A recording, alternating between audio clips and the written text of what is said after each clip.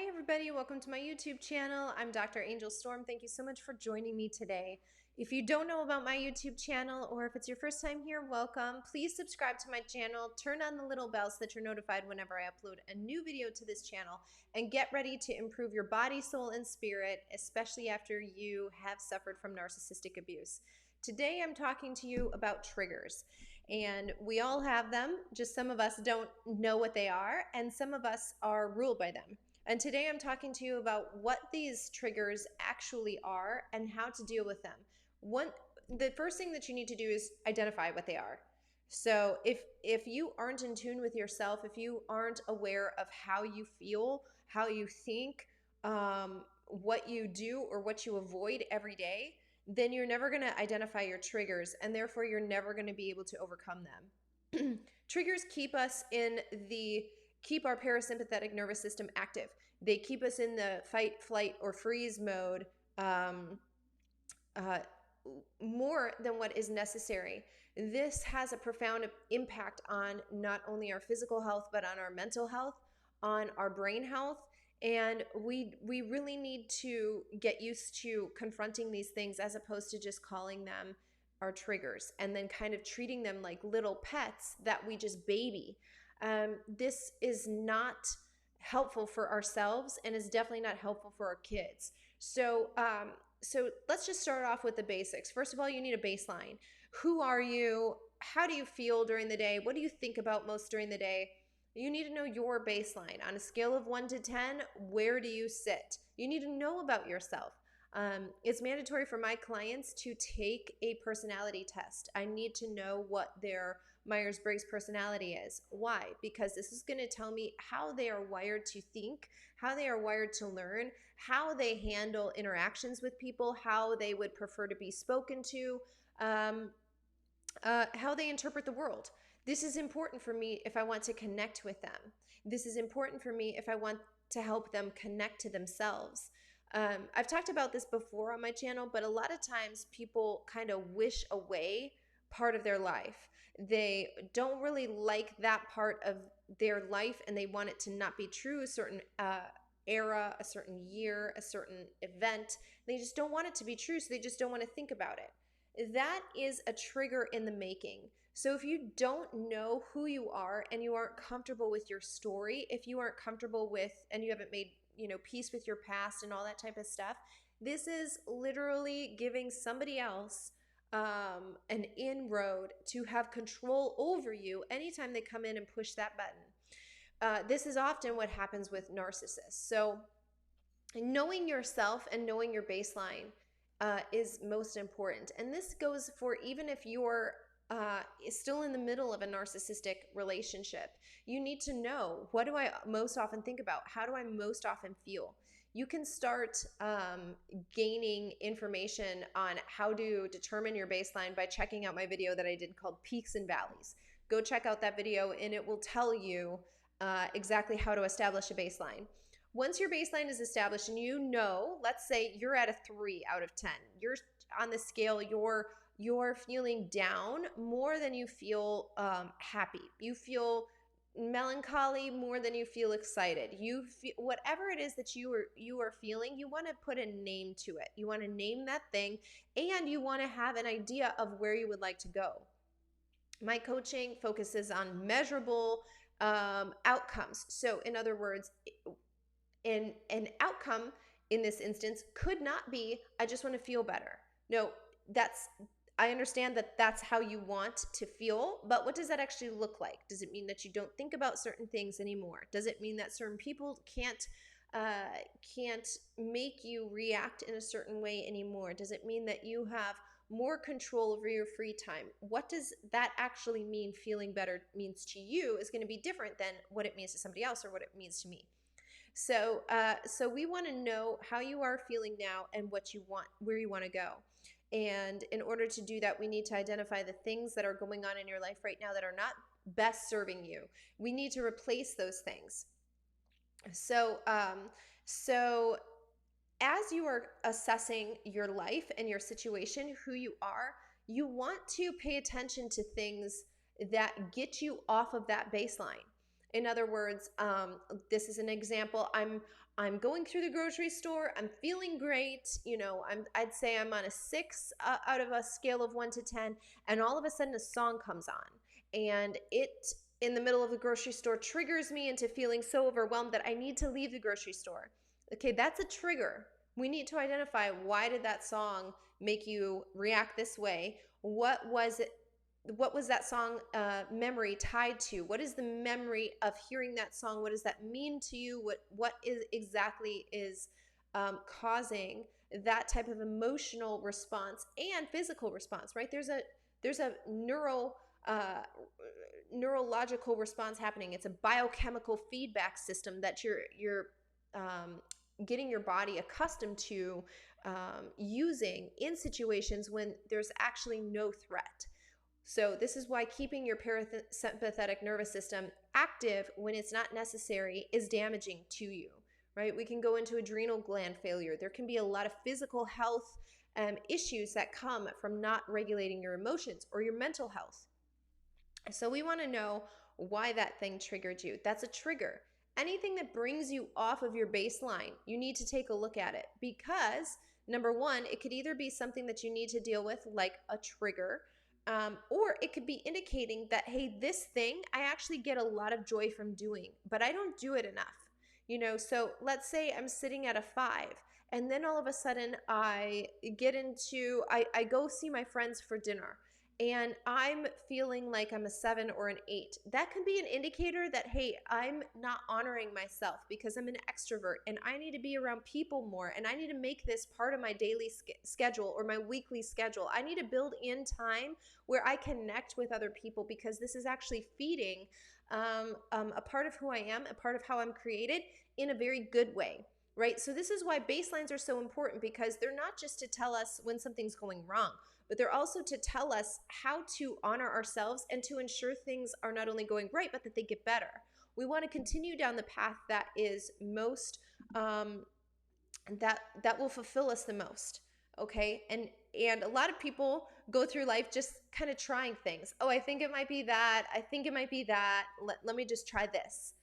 And that's okay to do. That's a great way to add new things into your life, but it is not a great way to kind of determine which direction you should go. You're going to be going all around in terms of your life focus, and you're wasting unnecessary time.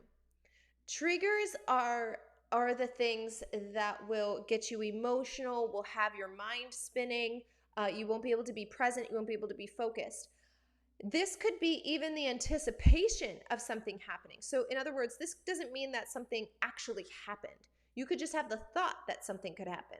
So people who struggle with people pleasing, people who struggle with speaking up for themselves, setting boundaries, having difficult conversations, the thought of having a hard conversation, the thought of setting up a boundary, the thought of having to, speak up or advocate for themselves can be overwhelming. That alone can, so there's not actually a difficult conversation happening, right? There's not actually, we're not actually having to confront a person or an issue, but the thought of it alone is enough to get them off into another world. They're getting very anxious and emotional. They're thinking about, what will that person say? And then what will I say to that? And then what will they say back? They're 10, 20 steps in the future when that situation that they're thinking about hasn't even occurred yet. So that tells me that is going to be a trigger point for them. And the way that you ease triggers, number one, it depends on what it is, right? Some triggers are caused by deep-rooted trauma, and that trauma needs help to be kind of unraveled and untangled. And so finding the right professional or professionals, the team of people to help you unravel that trauma is often necessary for deep-seated things like that, where especially sustained abuse. So when it was like an acute trauma, you may be able to process that differently and more quickly than somebody who has experienced compound trauma. Okay, you need to know yourself. This baseline is going to help you. This baseline is going to help you determine what you need, not just right now, but in the future as well. So, but when you can identify a trigger, that's the first thing that you need. That's all you need in order to be able to say, okay, there's something going on here. How do I resolve that so that I can have peace in my life and my emotions, my inner world is not determined or not, it is not hinging on my external world, right? Because it should be the opposite. My external world reflects my inner world. When I'm at peace with myself, it doesn't matter what other people are doing. I have the ability to maintain that peace no matter what the outside circumstances are. But when I'm at war with myself, when I'm not settled with a part of my story or something that's happened to me, um, a disappointment that I've had, or whatever it is, when I'm not at peace with that, that's an opportunity for any kind of external event, any kind of external person. Again, narcissists are excellent people readers, so they will be able to tell where that trigger point is for you and use it against you often. um, you're not going to be able to control that, right? So any kind of thing that kind of ignites that fear, and causes you to start spiraling can and will be used against you. It Nature is meant to help us become and all the circumstances that we face are always a test of who we are and of what we want to become. Nature is meant to support that journey. In other words, that lesson is going to continue until it's so loud you can't ignore it, right? Maybe right now your trigger is a whisper. You can ignore it. You can just be busy. You can just occupy your time with something else and just ignore that whisper over here, because I'll turn up whatever I want louder than that voice, right? But you're not learning the lesson. So that voice will start getting a little louder.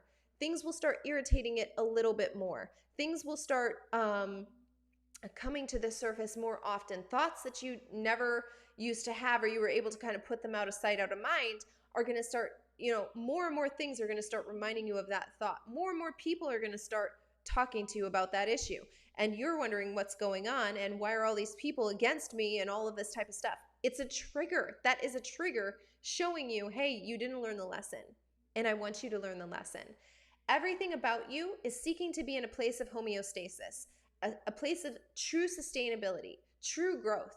And that can never happen when you're at war with yourself, even non-consciously. Your conscious mind doesn't need to know, oh yeah, I hate that thing about me. Oh, I really wish that part of my life didn't exist, so I'm just going to cover it up and pretend it didn't happen. Your conscious mind doesn't need to know that. Your non-conscious will do it for you. This is what it means to know yourself. I don't just mean know what types of things you like and what type of food you like or whatever. Those are important, yes, but that's not who you truly are. I want to know who you are, and I want you to know who you are when all that stuff is gone. When all that's left is you, your mind, your spirit, and your experiences. What does that leave? What does that leave? If all of the things that we use to kind of make it look a certain way, if all of the soothing and coping mechanisms are gone, what's left? That's going to determine how far and how quick you go in life. The types of connections that you make are always a reflection of that fear, because you're even designed to create instances where anything that is that has a hold on you, you are meant to conquer it. Okay, you're meant to overcome that thing. So even you will non-consciously be putting yourself in a position where that trigger is ignited, and then but we'll often not think about it that way. We'll often blame the other person, or blame that circumstance, or blame that organization, or whatever it is. But you yourself are actually trying to partner with the law of nature to have that trigger revealed to you so that you can deal with it. Nobody should want to have a trigger.